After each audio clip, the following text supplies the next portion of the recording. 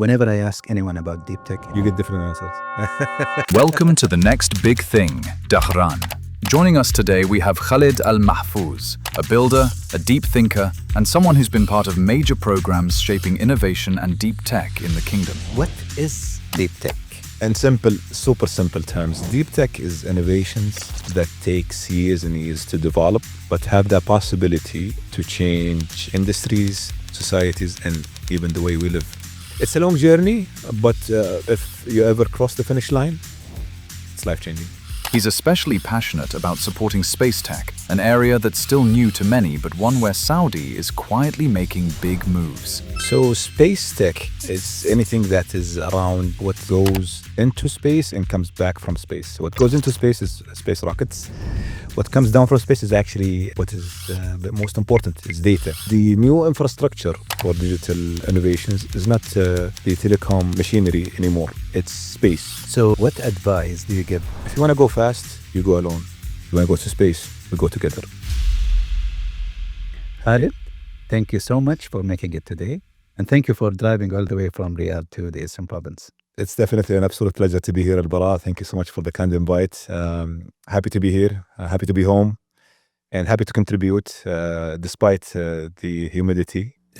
Man, it feels like a sauna out there, but great to be here, honestly, and happy to, like I said, to contribute and talk about deep tech and space tech. So Khalid, you're not strange of the Eastern Province. This is home. You were raised and born in the Eastern Province. Yes, sir. Yes, sir. So what is the difference that you see now in the Eastern Province comparing to before? Well, the East Province have definitely massively developed into more of like an innovation hub, coming from being an industrial, more traditional hub into innovation. Mashallah, the Eastern Province has been really taking a leap into terms like transforming into an innovation hub, thanks to the collaborative efforts of the likes of the esteemed DTVC, of course, Aramco, and all the big players here. Hopefully, things are moving into more of like a think tank innovation, cultivating the ideas of great founders. I believe that the heritage here can be leveraged on, and great things can happen. And can you tell me a little bit, like you being a kid in the Eastern Province? Like, I want to know more about your personality. So, I'm sort of being a kid in the Eastern Province, definitely you learn great values. It's definitely one of the greatest communities here in the Kingdom of Saudi Arabia. Being a kid, I've been very curious. I always ask why, how. And this sort of curiosity got me into, I would say, majoring in computer science and KFUPM. And from there, the rest is history. Computer science opened a lot of doors for me. I've been a technology, I would say, enthusiast ever since. Definitely worked in multiple roles within Aramco, and probably we're going to talk about that. But yeah, my childhood was quiet but curious. Great. Yeah. So, like, you were part of some of the initiatives that started in the Eastern Province, Yes.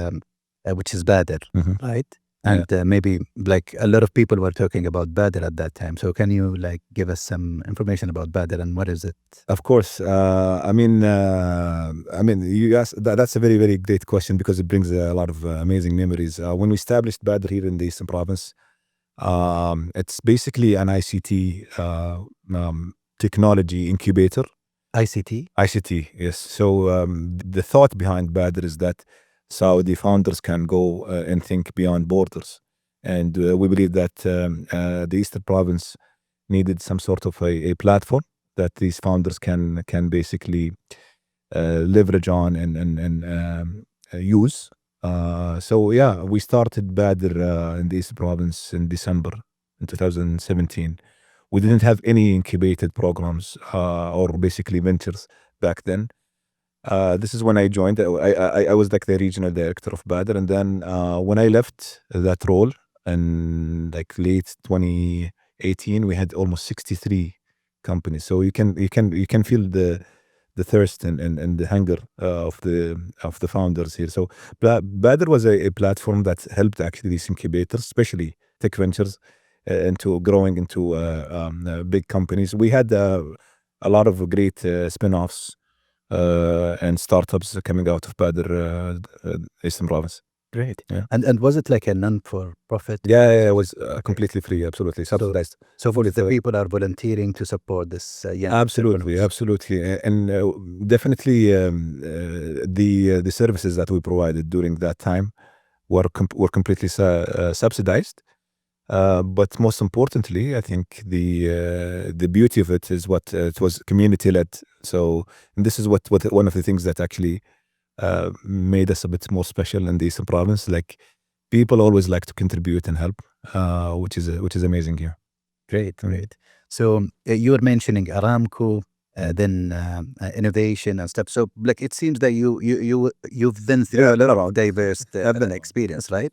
So Aramco, government, corporate, like Non-profit. what do you see? Non-profit, like what do you see the takes that you got from that and you plugged it in your current experience and career? Well, I mean, every single place I've been taught me one thing. Aramco, for example, I mean, being a great establishment, of course, taught me to be or to understand structure and discipline. With government, I more learned alignment. With startups and working with founders, I've obviously learned more about speed and scale. So that sort of combination, connecting all of these dots together, got me more like I hope, a unique perspective into the ecosystem. And maybe this is something that can take us to the part of the angel investment, Yes, sir. which is something that you are, mashallah, actively in. Like I don't know, but like most of the people in the region here, when you tell them about like innovation and stuff, they want to start their own startup. But you decided to be an angel investor. Of course. So like, how did that decision started, and what is the history behind it? Well, you have to put your money where your mouth is. So you talk about found like the importance of entrepreneurship being the cornerstone of any economy. Then you have to support it yourself, even from your own beliefs and obviously your own money. So the story started with BADIR. I mean, we'll get back to BADIR and being the like working with founders. I found like I don't have like founder DNA per se, but I work well with founders and help them probably get into the scale and get to the next to the next level. And then I found like you know what, maybe I need some more like an interest and drive. So so like let me just start like investing as well. I mean, obviously had some really big failures there, but alhamdulillah, as things are working out. Even in terms of like investment criteria, being an angel and working with different syndicates, you mature into it. Even the ecosystem matures, and yourself as an angel, you mature in terms of your investment criteria and thesis, and who to back and who not to back. So yeah, I mean, it started as a hunch and developed into more of like a profession. I mean, the interesting thing that you just mentioned that like you discover from early days that you are not a founder, right? I mean, some people, they just like try to not think about that, right? Yeah. I'm a founder, I can do it, and they fail at the end. So how you can discover this and take a decision that, okay, I'm not going to be a founder maybe, but I'll support the founder? That's a very good question. I mean, honestly, there is no, I would say, a secret sauce in terms of like who's a founder, who's not, or you cannot simply answer or know like if you have it or you don't have it.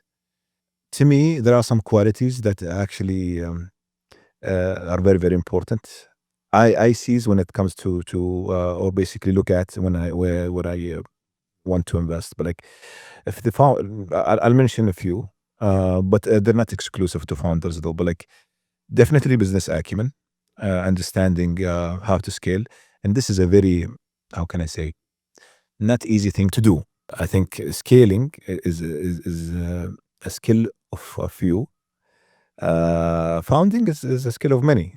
So yeah, to make it more easy, I think I look for tenacity, determination, as a founding, I would say, qualities and characteristics. But after that, it's more about where you can go and how. So and it comes down to one simple word, if I may. I know I talked a lot. No, It's attitude. Okay. So attitude is everything, especially with the founder. So we see there's attitude of like he or she is actually someone who's going to some places in terms of like not taking no for an answer simply. That's something someone I would like to back. Like I used to hear from a lot of founders that sometimes they approach an angel investor or an investor in general, and they start to get ghosted, right? So no one applied. So like, how do you consider yourself when it comes to taking investment decision? Is it that fast or? Not really. I mean, I'm okay. I'm not gonna praise myself at that area because to be completely honest, I sometimes I not sometimes all the times I get overwhelmed with requests and you get all of these requests about founders. Look at that. Look at this. I have a pitch deck. I want your support, and I don't need your money, but I need your advice. I'm willing to give you an advice, but sometimes it's really difficult to manage. So yeah, my advice to these founders, there is always someone who can definitely help, myself included. But sometimes, and to all the founders who reach out and never get a response, I'm sorry. I don't mean to ghost you, but my advice to these founders: keep asking for advice, keep following up. It never hurts to follow up. It's for free, so follow up more often. Believe me, yeah, you'll find an answer. Great. I mean, maybe relating to that, I used to hear a lot that a lot of founders are facing some difficulties, and one of the things that they don't do is to ask for support, right? Yeah, I think yeah. asking Pride, for man, support. pride is the greatest enemy of any founder. The humility is very important. I mean, back to the characteristics, there's no one simple answer Yeah. that fits all. Humility is very. You need to be. You have humility with yourself and also to the market. The market, the best teacher in terms of the whole journey of entrepreneurship is the market. Whether you get a million advices, the best advice is from the market itself. It tells you, it gives you the validation of your value proposition. Yeah, and definitely it teaches you Of that course. your idea is right, Absolutely. wrong, or like Teaches all of us, even myself as an angel. great to hear that. So okay, we discussed a lot about the angel investment and stuff, and now we will move to another subject, which is the deep tech, right? Mhm. Which is the trend. Everyone is talking about deep tech, and whenever I ask anyone about deep tech, everyone You get gives different answers. yeah. So I want to ask you about deep tech from your angle. What is deep tech?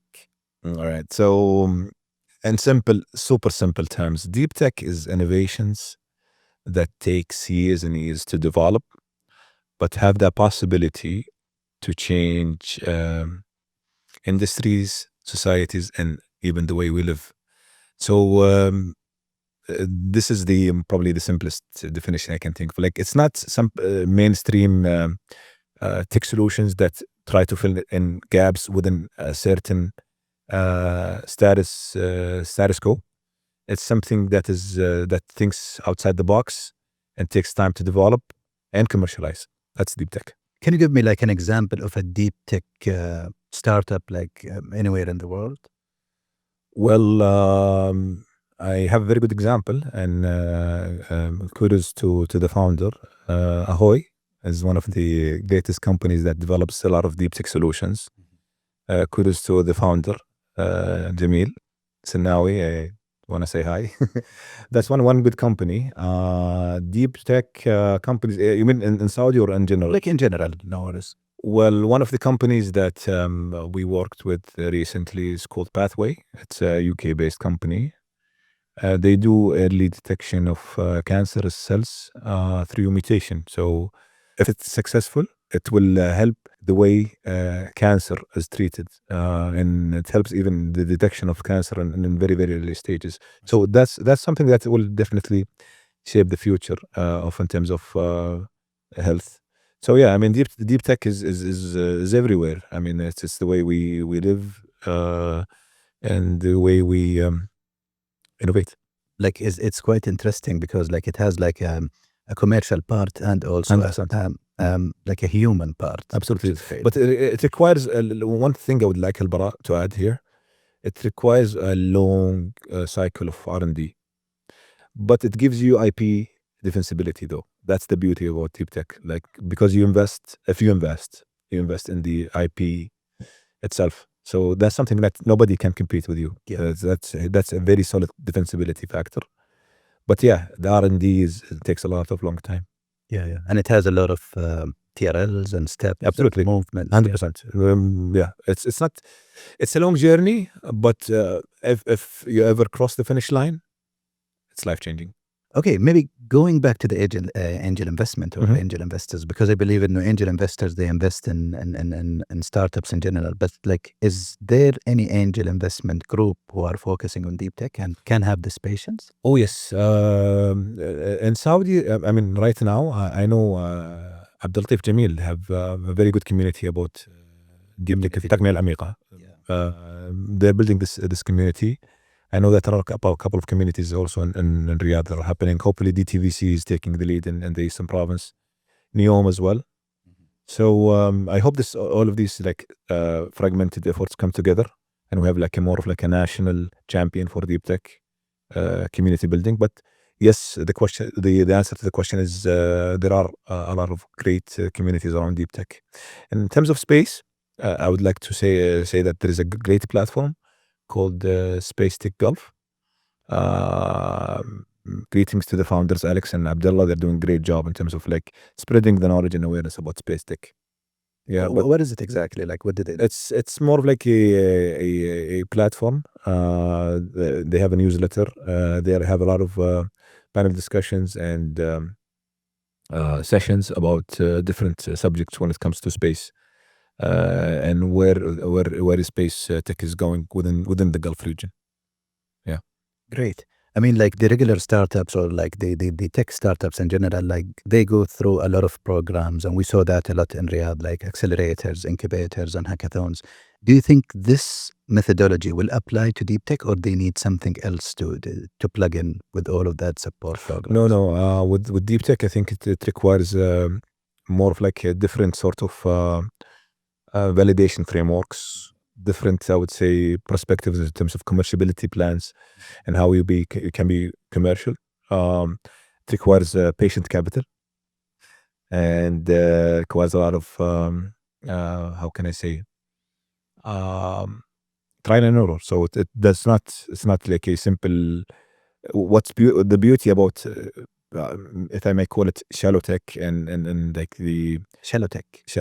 I mean, it's not shallow per se, but it's like people call it shallow tech, but like the mainstream tech, let's say, is the ability to pivot easily from one business model to a different business model. Because like what you're doing there is like just filling a gap, but with deep tech you're changing the whole formula.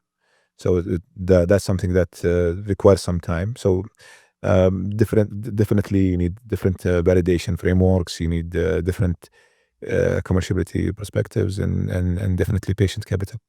So, okay, we will move now to Riyadh, since you are like you spent a good time in Riyadh, seeing what's happening in the ecosystem. So we will start with the ecosystem of the innovation in general and the deep and space tech ecosystem. So if we can divide it to two parts. So starting about the innovation ecosystem, like what are you seeing in Riyadh that could move here hopefully soon? In Riyadh, there is a lot of venture studios that are focused on developing value propositions around deep tech.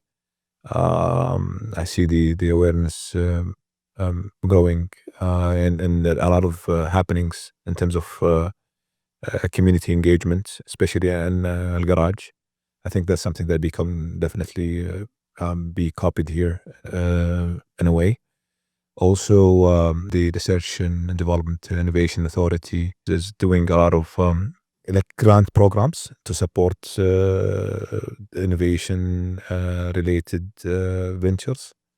So I think that's something that definitely DTVC can collaborate.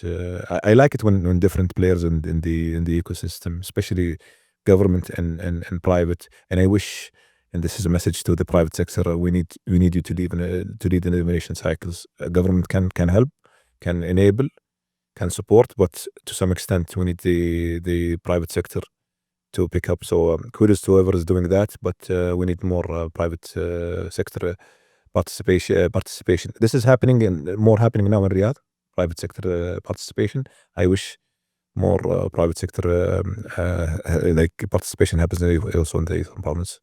So a call for the private sector to unleash corporate innovation. Yes, sir. Yes, sir. Yeah. Please. Yes, yes. It's time. So we're working through a couple of connections with the Silicon Valley to bring one of the greatest, if not the best, and I have the rights to claim, deep tech communities from the Silicon Valley. It's called the Deep Tech Connections.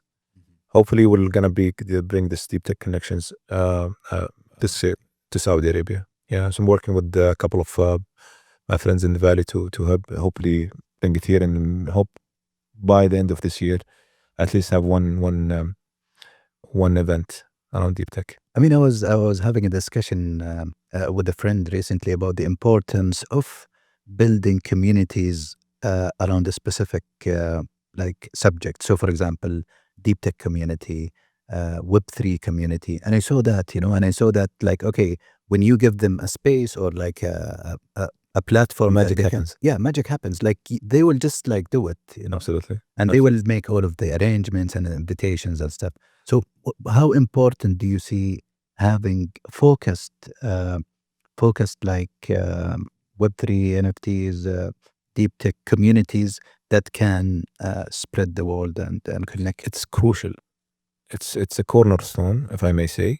We hear a lot about peer pressure, but peer support, when it comes to doing the unthinkable, have a lot of unimaginable impacts. So you need the community support, especially when it comes to deep tech. I think is very, very crucial, because again, you're going against not the mainstream. You're thinking outside the box. You need people who go, yeah, you're doing great. I'm here to support you.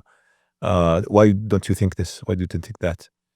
It's completely it's completely mind blowing when it comes to the collaboration or basically the chemistry between different founders. It's just like you unleash a potential that is unparalleled.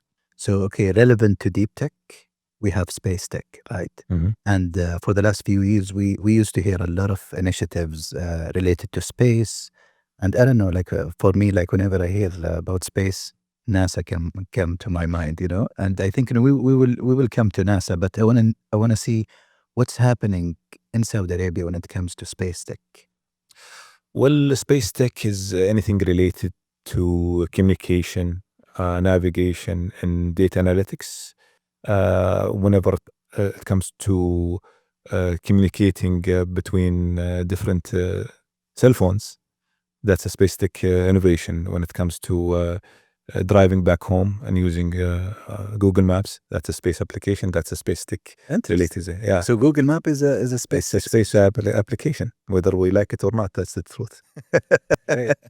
But yeah, space tech is whenever whatever comes down to communication, navigation, data analytics. There are some things related to space exploration, but I'm not going to tap into that. Anything that comes around it in terms of building use cases is the space tech economy. So relating these technological advancements in communication and data analytics into real use cases, from monitoring traffic in Riyadh to monitoring the weather in Asir. That's the space tech economy. But like, anyway, to your point, Saudi is taking really great steps there. The space tech is definitely a community that is maturing up. A lot of governmental entities support space tech innovation, had programs to support founders in space tech. But in general, space tech, especially when we talk about space tech, you always think about launching capabilities and building rockets. No, space is more than that. Space is about actually downstream. By the way, when you say downstream in space, is the data coming down from the satellites. And when we talk about stream, whatever goes up is upstream, like launching capabilities, building rockets. Interesting. Yeah, that's upstream. But downstream, that's a different, Not the not petroleum the thing. traditional, conventional Yeah. hydrocarbon definition. But yeah, in terms of downstream, I think the opportunities are massive because let me tell you one important fact. From 2011, 2020, around 4,250 satellites have been launched to space. In the next 10 years, from 2020 to 2030, can you guess the number? 17,000. That's fourfold, Wow. 4x the number of satellites going up. This means that there's a lot of satellite data coming down, which opens the door of a lot of data analytics solutions, especially in terms of Earth observation. I think AI, cybersecurity, climate, all of these like use cases can be leveraged on. So space is not just the traditional understanding of like what goes and rockets and sending things to space, but it's more what comes down from it. Space is not far. It's a thought that needs to be leveraged. Interesting. So it seems that there is a promising opportunities, which means that there is a lot of things that founders can discover when it comes around space, right? Exactly. So, like in this specific field, like, do the founder need to discover what is he's gonna solve, or like there is some opportunities offered in the space industry? Amazing. That's actually, I mean, case in point. Very, very, very good question. So with regards to opportunities, yes, there are opportunities. And let's get back to the private sector participation. I think that the use cases, there is a lot of use cases from monitoring the climate in Asir into monitoring the traffic, which is really bad in Riyadh. It's all space use cases. So yeah, there are problems. I think what can help is doing more and more hackathons and basically think tanks around these use cases.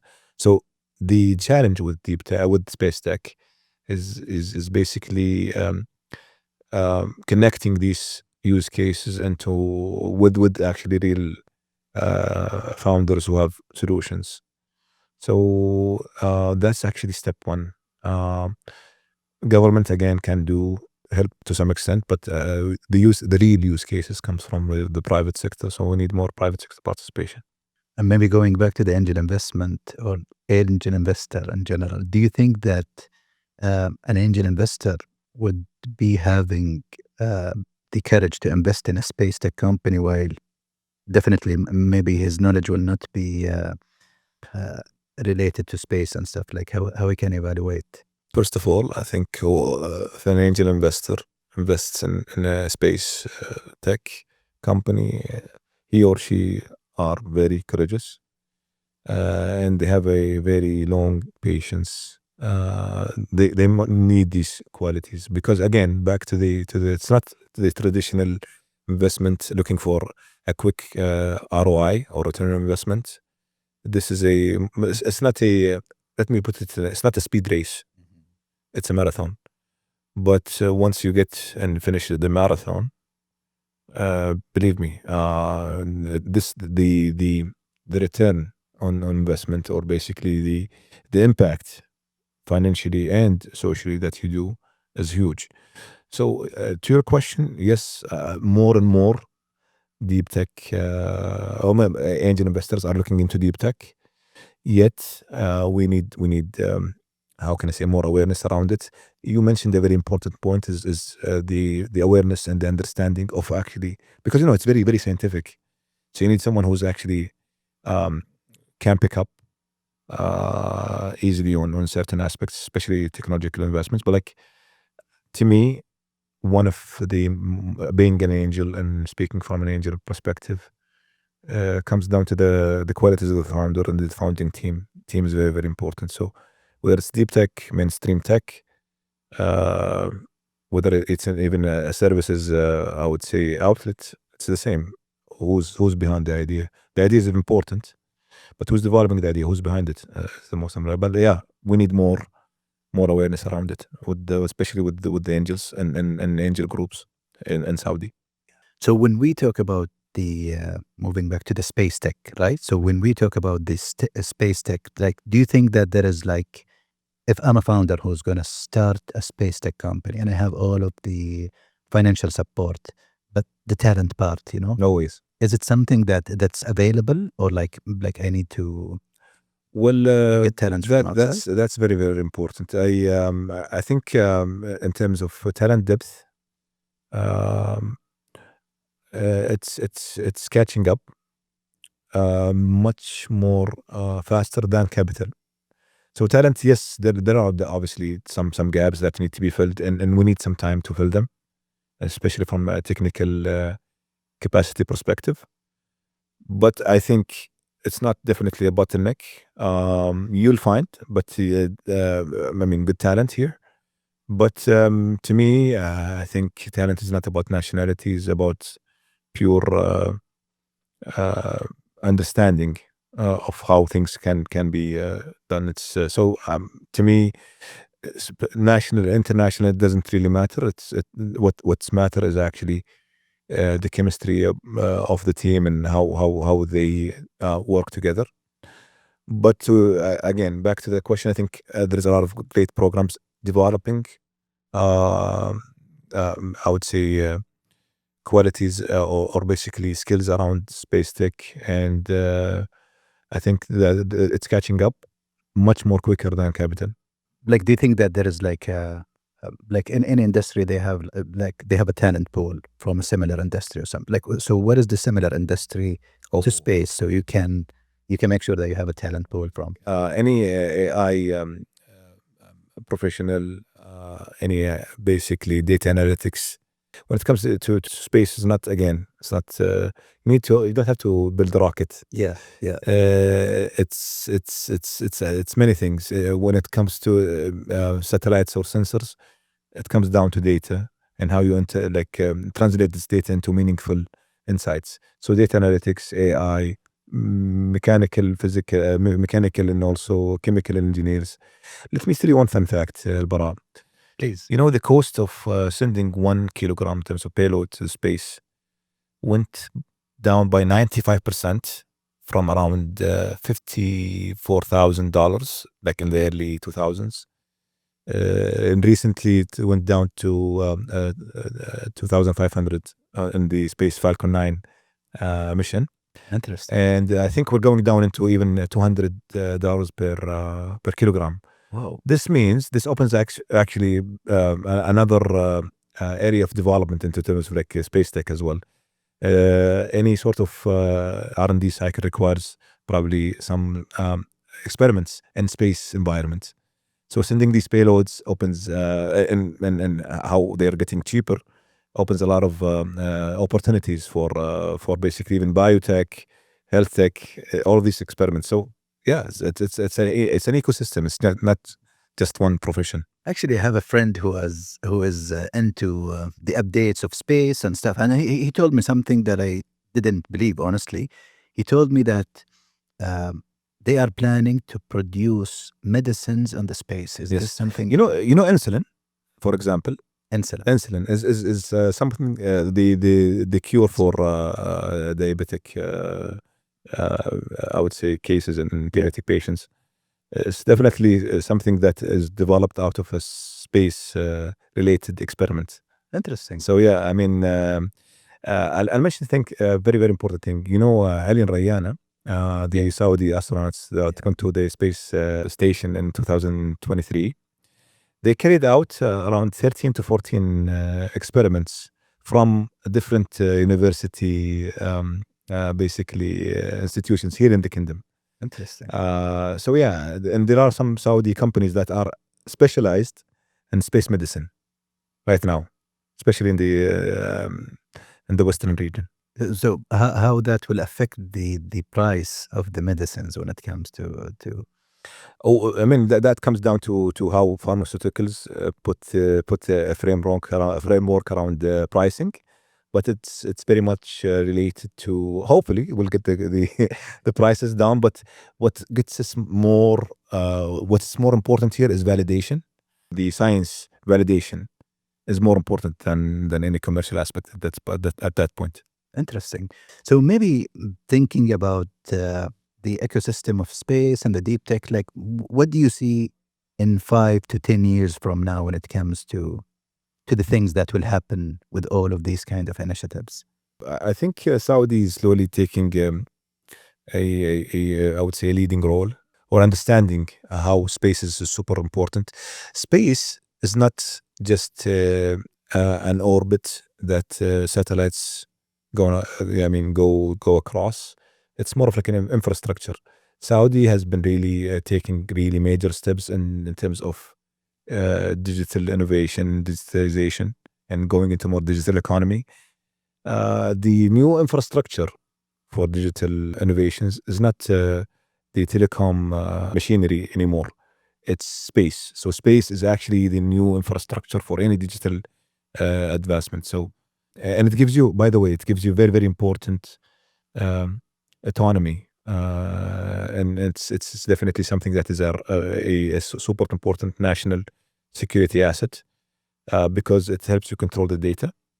But more and more, where I see Saudi going is hopefully within the next 5 to 10 years, is positioning itself as a leading nation when it comes to both launching capabilities and also Earth observation data processing. And maybe coming again to the Eastern Province, and since you are from the Eastern Province, so what is the hope that you have for the Eastern Province contribution to the innovation and deep tech and these kind of new? We have absolutely, we have a giant that is actually next door here, Aramco. Aramco successfully managed to invest in one of these space companies and bringing them here in the Eastern Province through Wa'ad Ventures, of course.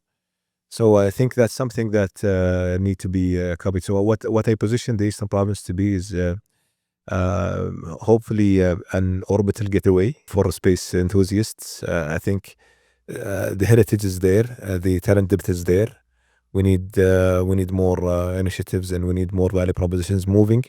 It's not about, sometimes it's easier to get some value propositions. What Wa'ad have done is phenomenal. Sometimes bringing value propositions here and starting the businesses rather than just starting something from scratch helps accelerate that sort of transition. So in general, I envision Eastern Province to be an orbital getaway, hopefully, within the next few years. Great. So also focusing again on space tech, like what does winning look like for a space tech founder? So if I'm a space tech founder, like what is the criteria that I can understand that I won? First and foremost, I think validation. The biggest win when it comes to space tech is not making money. It's validation and basically being related to actual problems and use cases. Once you are successfully solve a problem using a data that is coming from space, especially from Earth observation, that's a big win. That's a huge win, because the rest is like they say, the rest is history. I mean, commercialization from that point will not be hard. So what's important when it comes to winning in a space tech context is actually validation and and solving real problems. So lastly, what advice do you give to an engineer or a founder who want to be part of this but don't know from where to start? My advice, my sincere advice to whoever is watching, listening to us today, stay focused. Ideas will come to you. Don't rush it. Make sure that you solve actually real problems rather than just making things more complicated.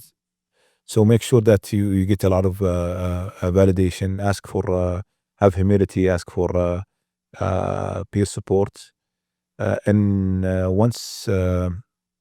believe me, people like myself here today are very much willing to back you up. We believe that nations thrive on innovations, and we in Saudi, we have a lot of talented people that need to be to believe in themselves and take the leap, the jump of leap, and this time to space. If you want to go fast, you go alone. If you want to go to space, we go together. I like this. We need to phrase it. Khalid AlMahfouz, thank you so much for joining us today. We were super, super excited and energetic, and I look forward to keep seeing you more and more. Absolutely. Happy to contribute, Al-Bara. Thank you so much for the invitation, for the kind invitation, and happy to be here. I hope we get some people excited about deep tech and space in general, and happy to contribute by all means. Inshallah. Thank you so much. Thank you so much.